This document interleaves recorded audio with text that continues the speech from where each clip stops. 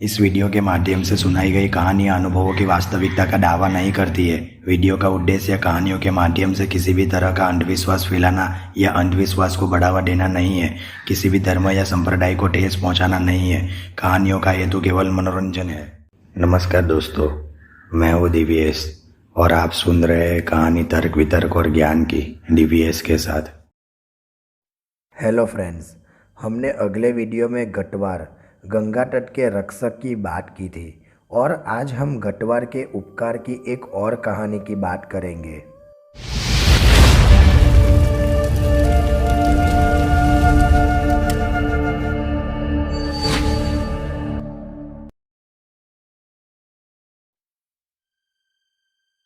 सब कुछ सामान्य था उस दिन। सावन के महीने में रविवार का दिन था। बारिश नहीं हो रही थी मगर मौसम अच्छा था। कोई आराम कर रहा था तो कोई पड़ोसियों के साथ अपने पूरे हफ्ते के अनुभव की चर्चा कर रहा था। मैं भी सुबह उठकर नाश्ता पानी करके टीवी देख रहा था। तभी कॉलोनी में जैसे हाहाकार सा मच गया। पूरा इलाका घर से बाहर था। पूरी कॉलोनी में रोने की और चिल्लाने की आवाज़ गूंजने लगी थी।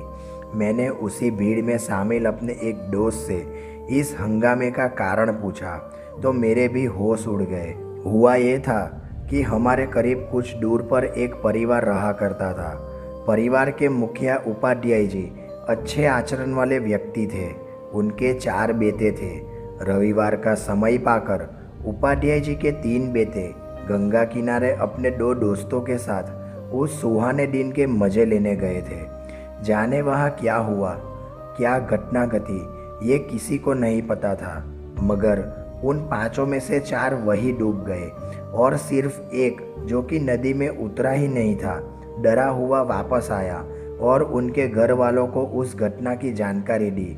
जो कुछ भी उसने बताया उस पर विश्वास करना मुश्किल था। वहाँ जो कुछ भी हुआ था उस लड़के के मुताबिक वो चारों डूब चुके थे। पुलिस बुलाई गई, रिपोर्ट हुई और फिर छानबीन शुरू हुई। उपाध्याय जी काफ़ी पहुँच वाले आदमी थे, इसलिए पुलिस बिना नतीजे के शांत नहीं बैठ सकती थी। पूरे दिन पुलिस ने छानबीन जारी रखी। जिस घाट के पास वो लोग नहाने गए थे उस घाट से 2 किलोमीटर तक पुलिस के गोताखोरों ने लाशों को तलाश किया, परंतु उनके हाथ कुछ भी नहीं लगा। पुलिस की नींद उड़ गई और उधर उपाध्याय परिवार में शोक के साथ एक उम्मीद भी आ गई कि शायद कुछ अनर्थ ना हुआ हो। सब एक आशा के साथ उन लोगों के लौट आने की उम्मीद में कुछ ना कुछ प्रयास में लगे हुए थे। पुलिस ने उनके बचे हुए दोस्त को ही हिरासत में लेकर पूछताछ करना शुरू किया। उसने बताया, हम कल सुहाना मौसम देखकर 5 गंगा के घाट पर गए थे। वहाँ हम लोगों ने बैठकर पहले काफ़ी बातें की और फिर घाट से गंगा के किनारे किनारे दूसरी तरफ चले गए।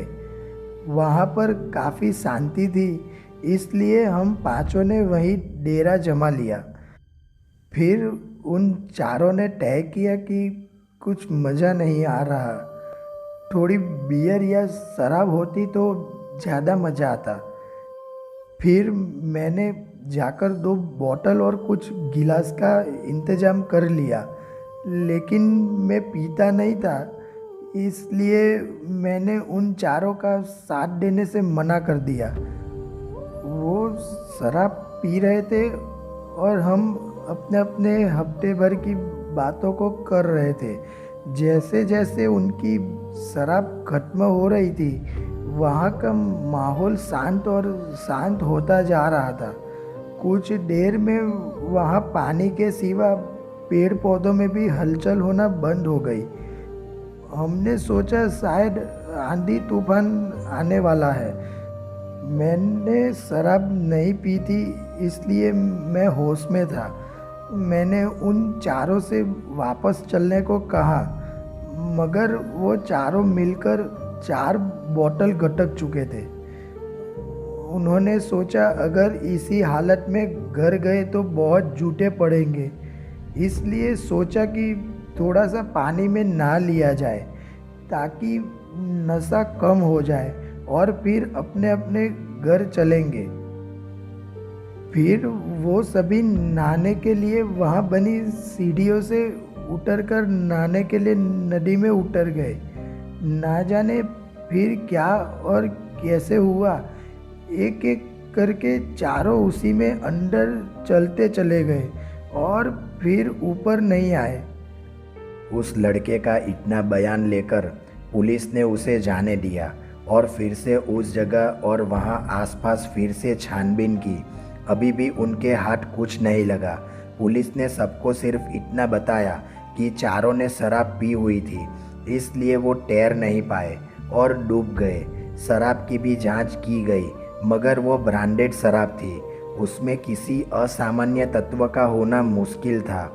मगर पुलिस अभी भी बेचैन थी कि वो लोग डूब तो गए, मगर लाश कहाँ गई। उपाध्याय जी के घर में जो माहौल था उसका तो बयान करना ही मुश्किल है। जिसके 3 बेटे जो मर चुके हो लेकिन उनकी लाश तक ना मिली हो, ऐसी माँ की क्या हालत होती है ये हर कोई समझ सकता है। वो सुबह होते ही मन्नत मांगने मंदिर जाती, कभी कुछ खाती तो कभी कुछ भी नहीं खाती, कभी रोटी तो कभी हंसती तो कभी चिल्लाते हुए बाहर भागने लगती। आज तीसरा दिन था। पूरा उपाध्याय परिवार उस दिन उन तीनों के मिल जाने की मन्नतें कर रहा था। दोपहर के समय एक बाबा हमारी कॉलोनी में आया। उस वक्त उपाध्याय जी और उनका बेटा पुलिस स्टेशन गए हुए थे। माँ जी तो घर में सो रही थी। सोना क्या, उसे तो गम की बेहोशी ही कहेंगे। 1-2 रिश्तेदार भी घर में थे।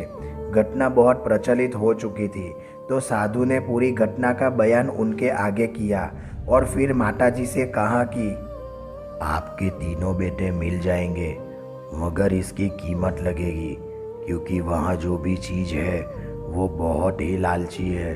उसने ही तुम्हारे बेटों और उसके दोस्त को अपने पास रखा हुआ है, मगर उनकी जान छुपा ली है। उसे धन चाहिए, फिर वो उनकी जान वापस उनके शरीर में डालकर लौटा देगा। कैसी कीमत बाबा जी? मैं हर कीमत देने को तैयार हूँ, मगर मुझे मेरे बेटे चाहिए। माताजी ने उस बाबा से पूछा।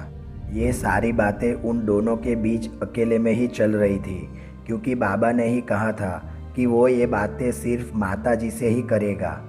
वो बहुत लालची आत्मा है, इसलिए तुम्हारे पास जितना धन है, सोना चांदी लेकर वही गंगा के रेतीले घाट पर आ जाना, मगर आधी रात को अकेले आना, ताकि तुम्हारे घर में भी किसी को पता ना चले।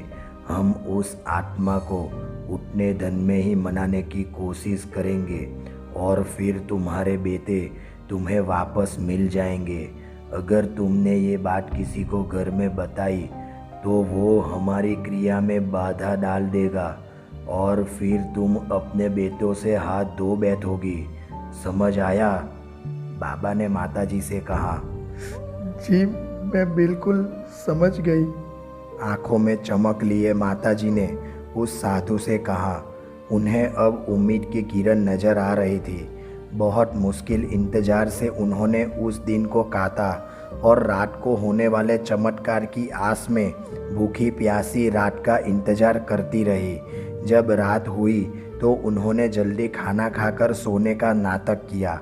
जब उपाध्याय जी भी गहरी नींद में सो गए तो करीब 1:45 बजे वो उठी और पहले से तैयार की हुई अपने गहनों और रुपयों की पोटली को उठाकर चुपचाप घर से बाहर निकल गई और पहुंच गई उसी स्थान पर जहां उस बाबा ने बताया था।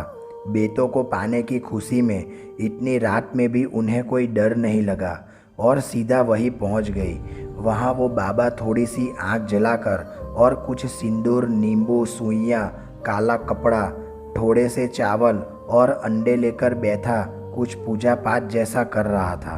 मैं ले आई हूँ बाबा सारा धन, कृपया जल्दी से मुझे मेरे बेटों से मिलवा दो। माताजी ने उस बाबा से कहा। ठीक है माता, वो सारा धन लेकर आप वहाँ बैठ जाओ। उसने माताजी को एक तरफ बैठने को कहा। फिर उसने सिंदूर से माताजी के चारों तरफ एक गोल वृत्त बनाकर धन काले कपड़े में रखने को कहा और माताजी ने वैसा ही किया। फिर उसने कहा कि माता, मैं ये नींबू काटूंगा। अगर इसमें से खून निकला तो उसका मतलब आपके बेटे जिंदा बचाए जा सकते हैं। फिर उसने एक एक करके 4 नींबू काटे। चारों में से खून निकला।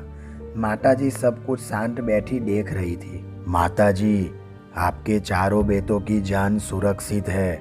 अब ये धन आप इस वृत्त से बाहर रख दीजिए और मन ही मन ये कहिए कि यहाँ जो भी शक्ति वास करती है, मेरे बेटे मुझे वापस लौटा दे। और तब तक आंखें मत खोलना जब तक तुम्हारे बेटे आकर तुम्हें आवाज़ ना दे। बाबा ने माताजी को ये बात समझाई। भोली भाली बेटों के मुंह में अंधी माताजी ने उस साधु की ये बात मान ली और जैसा उसने कहा वैसे ही मन जाप करने लगी। उन्होंने इस बात का 7 बार ही जाप किया होगा कि अचानक उन्हें धम्म से कुछ गिरने की आवाज़ आई, जिससे उनकी आंखें खुल गई। साधु बाबा माताजी के सामने हाथ में धन की वो पोटली लिए गिरे पड़े थे और सामने एक लंबा चौड़ा आदमी खड़ा था, जिसने सफ़ेद रंग की धोती और ऊपर एक सफ़ेद चादर सी ओढ़ रखी थी। बाल कंधे तक थे। देखने में वो किसी पहलवान जैसा दिख रहा था। मेरी जगह पर आकर मेरे ही नाम से धन की चोरी करता है, वो भी उसका धन जो बैठकर मेरा ही जाप कर रही है। उस आदमी ने गरजते हुए उस साधु से कहा, माफ़ कर दो, मुझे माफ़ कर दो, मुझसे गलती हो गई, दोबारा ऐसा नहीं होगा। साधु हाथ जोड़ते हुए विनती करने लगा, नहीं, तू यही भीख मांगेगा और मेरी हद में रोज़ सफाई करेगा। उस आदमी ने उस साधु को डांटते हुए कहा, हाँ करूँगा, सब करूँगा, मुझे माफ़ कर दो, मुझे कोई धन नहीं चाहिए, मुझे माफ़ कर दो माता, मुझे माफ़ कर दो। वो गिड़गिड़ाते जा रहा था। माताजी की समझ में ये आ चुका था कि ये साधु उन्हें लूटने आया था, मगर ये नहीं समझ आया था कि ये आदमी कौन है। फिर उस आदमी ने उस साधु से वो पोटली छीन ली और फिर उसे माताजी को दिया और उस साधु को उठाकर एक तरफ फेंक दिया। साधु करीब 3 मीटर दूर जा गिरा और बेहोश हो गया। कौन है आप और मेरे बेटे कहाँ है? माताजी ने उस बलवान व्यक्ति से प्रश्न किया। मैं वही हूँ जिसका अभी तुम जाप कर रही थी। मैंने तुम्हारे बेटों की जान नहीं ली, वो तो खुद शराब के नशे में डूब गए और जहाँ डूबे थे वहाँ पर सीढ़ियाँ बनी हैं। उनकी लाशें उसी सीढ़ियों के नीचे फंसी हुई है, इसलिए वो किसी को नहीं मिल सकी। उस आदमी ने माताजी से कहा, मेरे बेटे मुझे लौटा दो, मैं ज़िंदगी भर आपकी सेवा करूंगी और ये सारा धन तुम रख लो। माताजी ने रोते हुए उस व्यक्ति से हाथ जोड़कर विनती की, मुझे धन का कोई लोभ नहीं है माता, और तुम्हारे बेटों की मृत्यु हो चुकी है, वो भी उनकी ही गलती की वजह से। वो अब वापस नहीं आ सकते।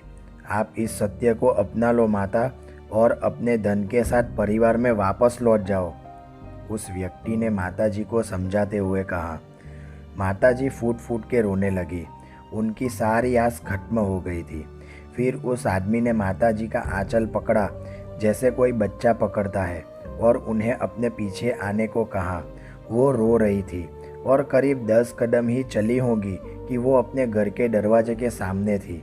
वो हैरान हो गई और फिर पीछे मुड़ी और उस व्यक्ति से उसका परिचय पूछा। मैं वही का गतवार हूँ माता, जिसका आप जाप करके मदद के लिए पुकार रही थी। मैं आपके बच्चों की ज़िंदगी को नहीं लौटा सकता, मगर कल तुम्हारे सारे बेटों की लाश वहीं मिल जाएगी। अब आप अपने बचे हुए परिवार में खुश रहिए। उस गटवार ने माताजी से कहा और फिर माताजी को अंदर जाने के लिए कहा। वो दरवाज़ा खोल के अंदर गई और जैसे ही पीछे मुड़ी वहाँ पर कोई नहीं था। मन ही मन गटवार की जय की और वापस अपनी जगह पर लेटकर रोने लगी। सुबह 4 बज रहे थे। उनके रोने की आवाज़ सुनकर उपाध्याय जी की आंखें खुल गई और फिर उन्होंने माताजी से इतनी सुबह सुबह इस विलाप का कारण पूछा। माताजी ने सारी घटना सच सच बता दी। उपाध्याय जी को पहले विश्वास ही नहीं हुआ। फिर उन्होंने बात मान ली जब अगले दिन उनके तीनों बेटों की और उनके दोस्त की लाश बरामद हो गई। पुलिस ने लाश का पोस्टमार्टम करवाया। मौत की वजह पानी में डूबना ही साबित हुआ। लाशों का अंतिम संस्कार हो गया। फिर सब कुछ सामान्य होने में 5 साल लग गए। उनका जो एक बेटा बचा था, अब उसकी शादी हो चुकी है और घर में सब सामान्य है। उन्होंने घर बदल लिया है, लेकिन आज भी वो किसी भी पूजा में गटवार बाबा की जय कहे बिना पूजा नहीं करते। दोस्तों, ये घटना जब हमारी कॉलोनी में घटी थी, तभी से मैं जान गया कि गतवार क्या होते हैं। बाकी गतवार के बारे में मैं आपको पिछली घटना भी बता चुका हूँ। दोनों ही घटनाओं में इनके 2 रूप दिखाई देते हैं।